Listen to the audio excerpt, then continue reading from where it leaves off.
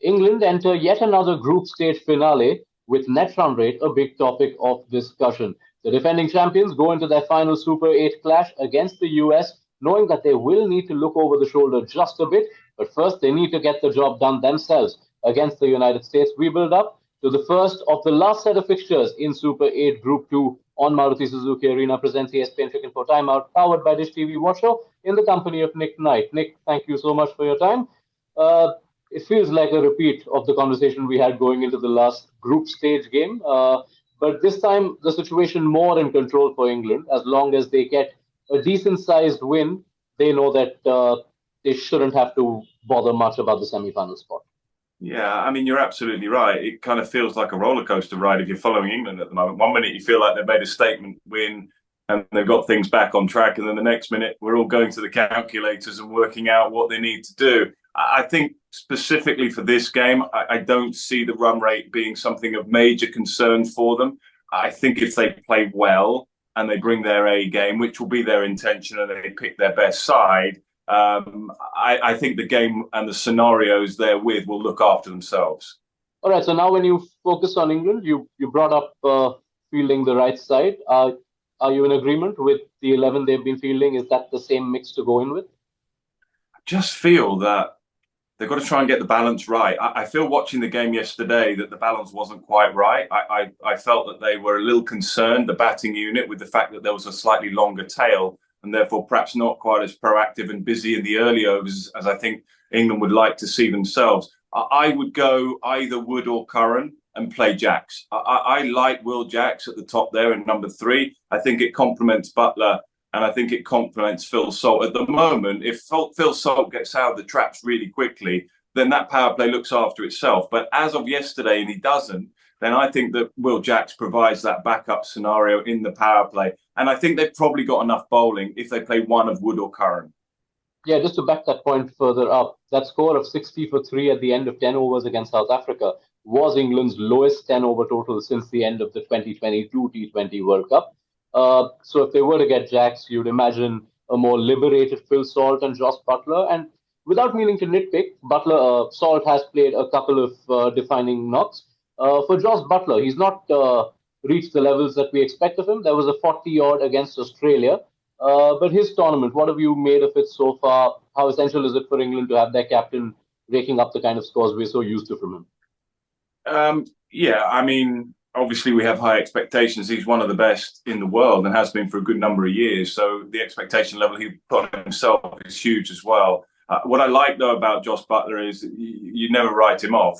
He's going to come up with some big performances very shortly. However, you look at the dynamic with Josh Butler and one with Phil Salt, and then I would say with Will Jacks, he tucks in behind a little bit in the power play. He gives himself a chance to get in. That is my point, really, about Phil Salt and why I like Phil Salt so much, because he takes a little bit of pressure off Josh Butler and lets him settle in. That's why I would go with Will Jacks, because if Phil Salt can't do that, then I like the way Will Jacks will do that, and that all helps Josh Butler. And just looking at the bowling, if you look at the power play efforts in the 3 games that England have played against the full member side so far in the competition, they have leaked a bit. They went for 60 plus against South Africa. They conceded 54 without taking a wicket against West Indies. And even that game against Australia, which was right here in Bridgetown, Barbados, where they play the US, they had leaked plenty. So is that a cause for concern? Would you look at shaking the mix around and how they're going about it with the new ball? No, I wouldn't. Not with the new ball. If you look at those couple of examples you brought in, or 2 of those 3 games, Will Jacks bowled, and that was obviously unwise against Australia, and that was an over of 22. You look at Jofra Archer. I mean, his first over went for 22 yesterday. Quinton de Kock was absolutely fantastic in that over, but then Jofra Archer brought it back, and I think was 3 for 40. So there's slight anomalies. You wouldn't expect that normally. I'm a massive fan of Reece Topley. I think Reece Topley is a massive addition to that side. I think they've got their opening attack much better now with Reece Topley back in. I think their area of concern with the ball is Mark Wood, and quite, when Mark Wood is at his best and he's fit firing, Mark Wood plays in the side for sure. When Mark Wood is not, then it questions the variation a little bit in terms of what his variations. Then I think then you start looking at Curran as a potential option. Having said all that, against the USA, that extra pace might just come in handy here. So that is going to be a tricky one for them to work out. Do you play the opponents with your selection and Mark Wood, or do you play the conditions and your batting lineup and how much depth it has? That, I think, is what they have to work out going into this next game. All right, final question. The last time England found themselves in a net run rate situation just about a week ago, they made an absolute mockery of the calculations. How do you expect it to go this time around? Well, as I said at the start, I don't think they will go into this game overly concerned about the run rate. I think they will be saying to themselves, we're playing a side we would, if we play well, we'd expect to win.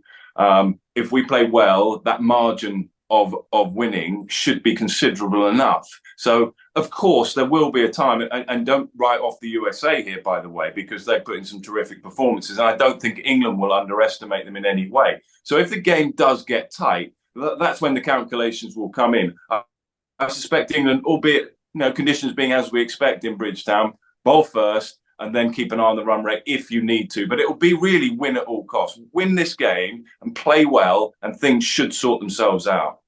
Get the result, and England should more than likely make their way to the semi-final to continue their title defense. Thank you so much, Nick Knight, for setting up England versus USA for us. Introducing the epic new Swift. Time to go swifting.